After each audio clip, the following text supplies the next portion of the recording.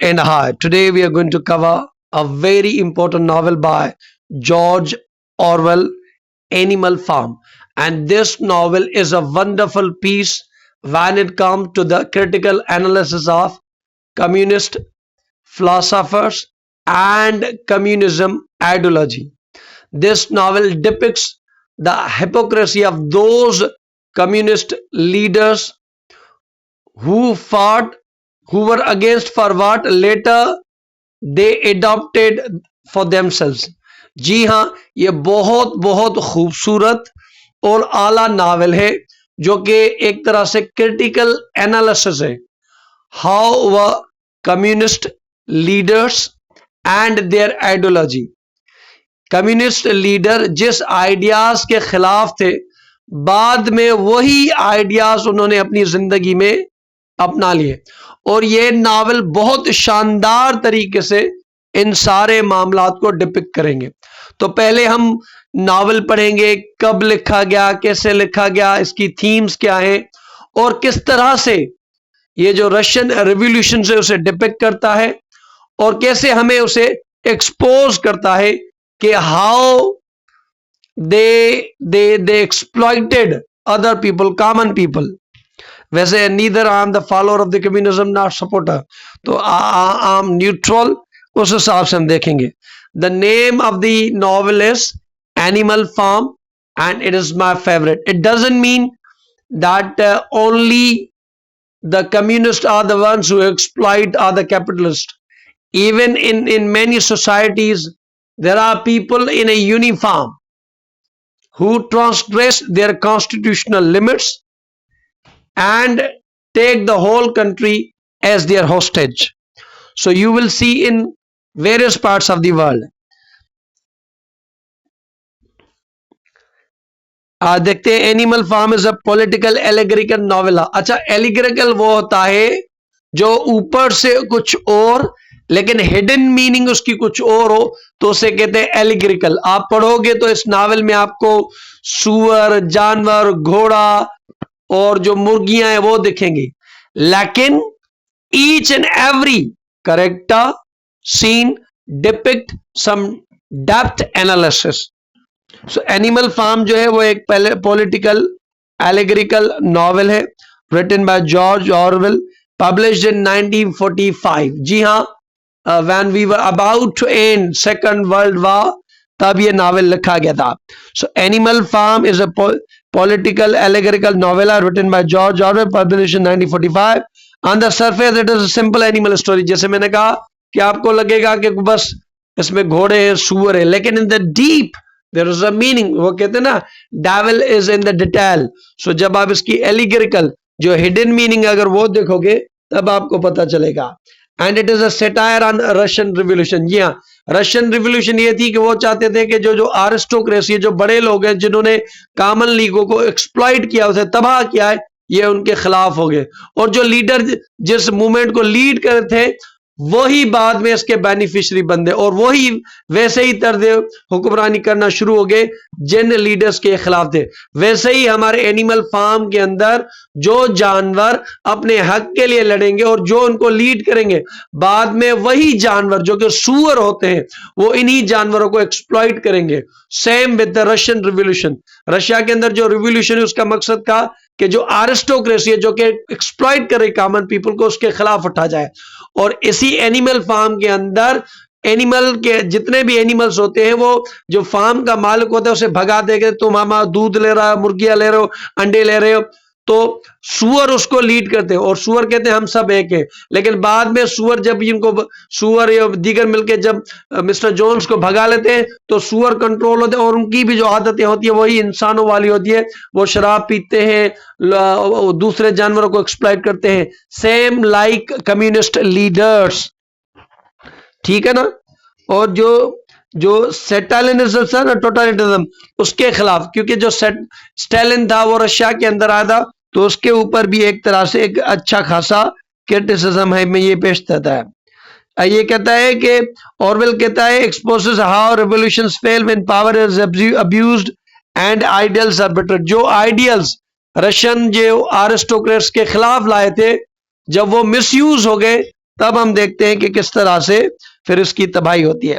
Historical और political background देखें, ये जो है बेस्ड ऑन रशियन रिवॉल्यूशन, तो आपसे पूछ सकते हैं कि किस पे बेस्ड है। It is based on Russian revolution. Old Major इसमें होता है, उसे दिखाया गया कार्ल मार्क्स और लेनिन, और जो कम्युनिज्म की आइडियोलॉजी है वो कार्ल मार्क्स और लेनिन ने दी अपने बुक से, कम्युनिस्ट मैनिफेस्टो, कुछ और उनके book.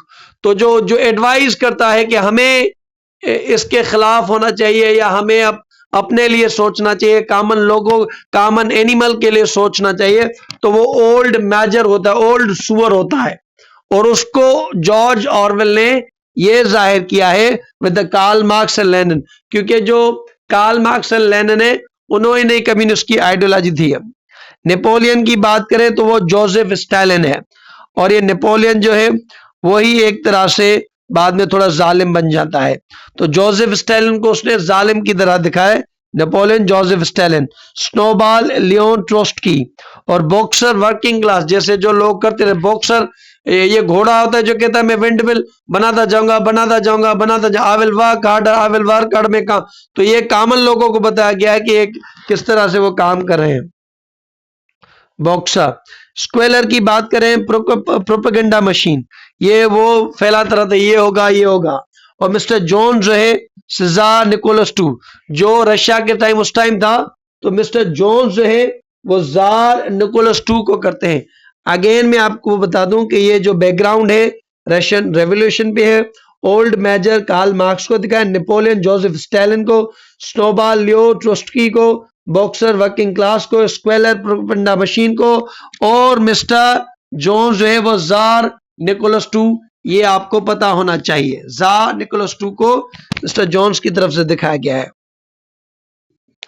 Orwell shows how communist ideals of equality turned into dictator and oppression। वो हमें बताता है कि किस तरह से जो कम्युनिस्ट आइडियल्स से वो किस तरह से जालमाना में चेंज हो गए और वो जुल्म कर रहे थे।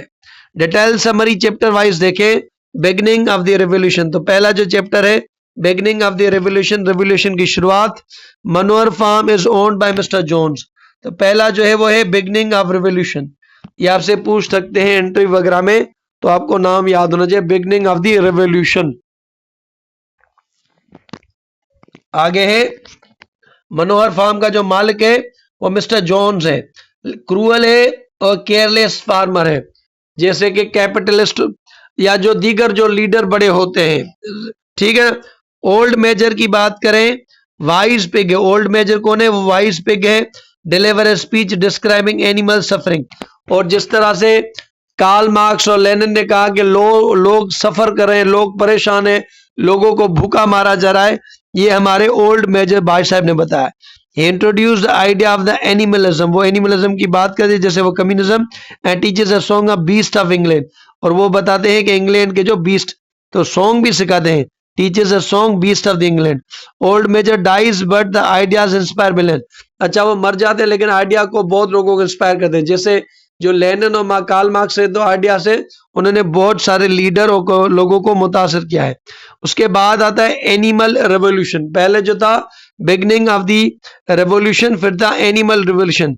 पिग्स जो है नेपोलियन, अच्छा सुअर के नाम है Napoleon, Snowball and the Squealer leads animal, animals rebel and drive Mr Jones. तो जो वो हमारे सुअर वगैरह थे वो एनिमल, दूसरे जो लीडरान है उनके, जो दूसरे जो जानवरों को लीड करते हैं। अच्छा ये सुअर का लेना, वैसे सुअर एक अच्छा लफ्ज नहीं समझा जाता बहुत सारे कंट्रीज में और कल्चर में, तो यहां पर भी जॉर्ज ऑरवेल ने कम्युनिस्ट लोगों को, लीडरान को सुअर वाली शक्ल में दिखाया है कि वो कितने वो जालिम थे या किस तरह से उनकी कुछ थी।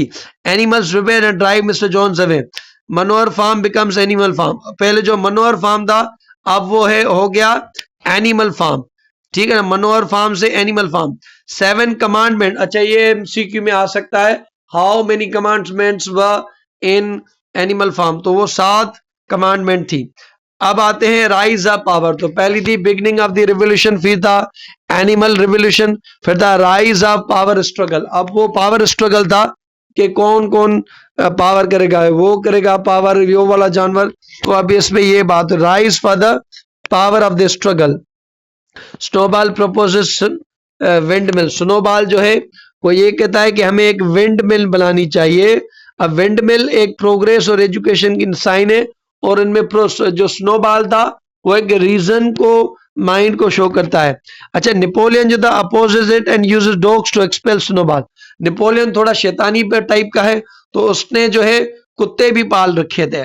नेपोलियन बिकम्स डिक्टेटर, वो बिल्कुल एक तरह से जालिम डिक्टेटर बन जाता है जो औरों की नहीं सुनता। तो स्नोबॉल कहीं ना कहीं एक रीजन को जाहिर करता है। आगे चलते हैं। तो पहले जो था beginning of the revolution, second जो है एनिमल रेवोल्यूशन, दूसरा है rise of the power struggle, ठीक है ना। अब है टोटल, अच्छा, टोटलिटेरियन रूल। अब आगे बात होती है कि बिल्कुल एक ही बना, Squealer manipulates animal with the lies. Squealer जो है वो लोगों से झूठ बोलता है। अब ये कहीं ना कहीं ये है कि कम्युनिस्ट जो लीडरान होते हैं वो झूठ बोलते रहते हैं अपने लोगों के साथ, मैं नहीं करा। Commandments are secretly change, commandment जो थी अपने फायदे के लिए उन्होंने चेंज कर दी है। तो लीडरान जो पहले बात करते थे कि सब एक जैसे होंगे, किसी में कोई फर्क नहीं होगा, तो वैसे ही जो एनिमल फार्म के अंदर जो सुअर थे उन्होंने कमांडमेंट्स को अपने हक में कर दिया। Animal work harder but live live worse life. Animal दूसरे जो बहुत काम करते थे लेकिन उसकी हालात बिल्कुल खराब थी, जैसे वो कह रहा है कि रशिया के अंदर लोगों की हालतें खराब थी। आगे है Boxer dies after being sold to knacker. अच्छा, बॉक्सर को बेचा गया लेकिन वो काम करता गया, काम करता गया, काम करते करते मेरा कंप्लीट करप्शन जाहिर करता है। Pigs walks on the two legs, pig जो थे अब वो दो टांगों पे चलना शुरू हो गए थे जैसे इंसान कर रहे थे। अब कम्युनिस्ट लोगों ने भी वही बातें करना शुरू की, वैसा स्टाइल जो कैपिटलिस्ट लोग करते थे, क्योंकि आप तो उसके खिलाफ थे। तो सुअर भी जिन चीजों के खिलाफ थे, इंसानों के खिलाफ थे, और इंसानों वाले काम करना शुरू कर दिए। Animals can not distinguish pigs from humans, animal जो थे वो फर्क नहीं कर सकते थे कि अब सुअर कौन से और इंसान कौन थे। फाइनल कमांड में क्या थी, ऑल एनिमल। अच्छा, ये बहुत इंटरेस्टिंग है और आपसे मजा, all animals are equal but some animal are more equal than other. तो आपको कई कंट्रीज में मिल जाएंगी कि सारे पाकिस्तान के कहीं किसी मुल्क में सारे जो बंदे हैं वो एक जैसे हैं, लेकिन कुछ के पास ज्यादा अख्तियारात, ज्यादा पावर होते हैं, ठीक है ना। किसी मुल्क में अगर जज का बेटा किसी को रौंद दे तो उसके लिए कानून अलग होता है, कोई गलत कर, कोई और कर तो उसके लिए अलग। कोई डिक्टेटर, कोई फौजी अगर किसी का मैंडेट वगैरह चुरा ले तो उसके लिए कुछ और है, किसी के लिए कुछ और है। अगर कोई मींस आप कह लेना कि एक वर्दी वाला कानून तोड़े तो उसके लिए कुछ और, कुछ तो ये तो आपको एक कंट्री, कई कंट्रीज में मिल जाएंगे। तो ये आपको कई मिल जाएंगे कि some people are equal but some people are more equal, के फर्क है। मेजर थीम्स की बात करें, abuse of power, power corrupts leaders. जब पावर आ जाता है ना तो बहुत कम ही लोग इसे अच्छे तरीके से यूज कर पाते हैं। Napoleon becomes more tyrannical than humans, अब जो ह्यूमंस है उससे भी ज्यादा वो टायरेनिकल हो गया। Again criticism on communism, absolute power leads to dictatorship. और जैसे वो कम्युनिज्म के अंदर वो डिक्टेटर होते हैं, तो उन्होंने कहा कि कहीं ना कहीं डेमोक्रेसी वाले लीडर तो कहीं ना कहीं अपने लोगों को जवाब दे होते, ये जो डिक्टेटर होते हैं, ये जो होते हैं, ये तो अपने बंदों को जवाब दे ही नहीं होते, ठीक है।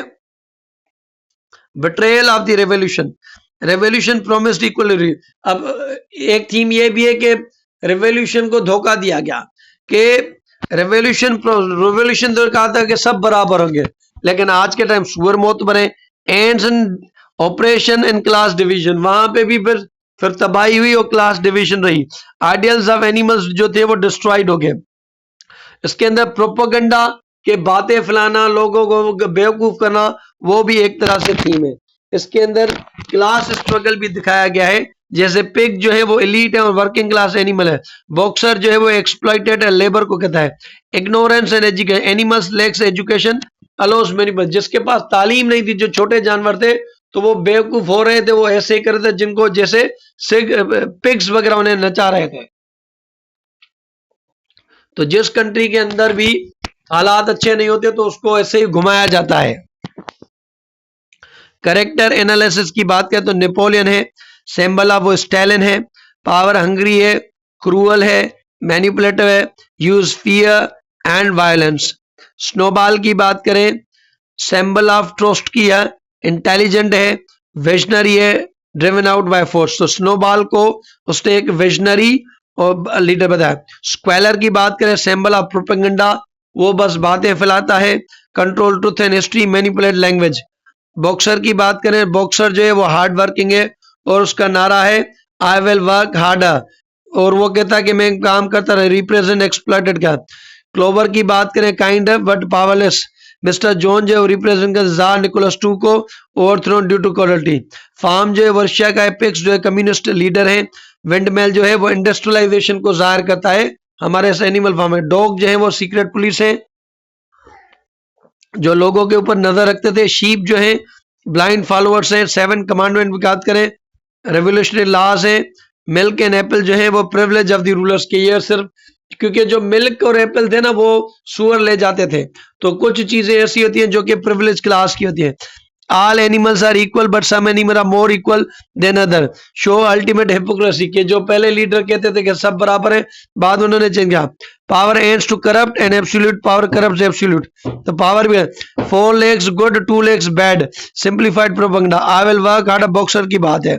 स्टाइल एंड एलेगरी के अंदर है, सटायर के अंदर है, सिंपल लैंग्वेज है। मैसेज की बात करें तो ये है revolution can fail if people are ignorant and passive. Revolution fail हो सकती है अगर जो लोग हैं वो इग्नोरेंट एंड पैसिव है। Again revolution can fail if people are ignorant and passive. Leader must be question, leader से में सवाल किया जाए। Equality without accountability leads to tyranny, अगर इक्वलिटी है, इक्वलिटी विदाउट, अगर इक्वलिटी की बात करते हैं और उसके अंदर अकाउंटेबिलिटी नहीं है तो फिर वो जुल्म होगा। Language is powerful tool to control. Thank you so much, देखने का बहुत शुक्रिया। बहुत आसान अल्फाज में मैंने समझा कि ये एक कम्युनिज्म और कम्युनिस्ट जो लीडर थे उनके ऊपर एक क्रिटिकल एनालिसिस है कि जिस सिस्टम के वो खिलाफ होते हैं, जब उन्होंने वो सिस्टम हासिल कर लिया वो उसी चीज में वैसे ही बन गए, वो वैसे ही एक्सप्लॉइटर बन गए थे जैसे जिन लीडरान के वो खिलाफ थे। तो अच्छा नावल पढ़ लीजिएगा, आपको मजा आएगा। Thank you so much, God bless, अल्लाह हाफिज़।